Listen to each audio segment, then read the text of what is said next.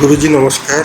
मु गौरांग चरण दास भुवनेश्वर कहूली। मु विषय आपणकर आर्टा फेसबुक देखिली। थरे देखी आपणकर इंट्रोडक्शन भी जोग देइथिली। सेतल टिके फाइनेंशियल मु वीक थिली, मु परिपार नथिली। सेकंड टाइम आर्ट देखला परे पुणी इंट्रोडक्शन पर बसिली। आपण सहित कथा भी हेली। मोर टिके फाइनेंशियल और हेल्थ प्रॉब्लम अछि, सेति मु भाबिली ये मो पे गोटा भल सुजोग।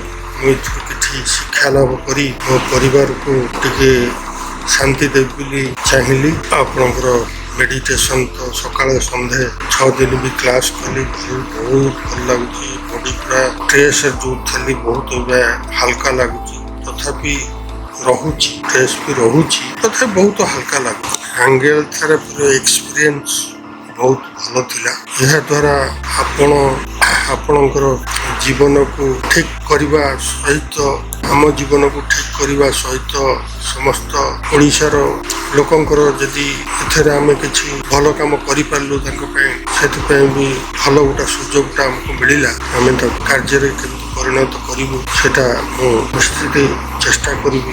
समय तो बहुत अभाव। मुझे प्राइवेट जॉब करुँची आपन सागे गोटे मीडिया संस्था चाकरी करी। बहुत बहुत धन्यवाद दूसरी आपको। रोज नमस्कार गुरुजी।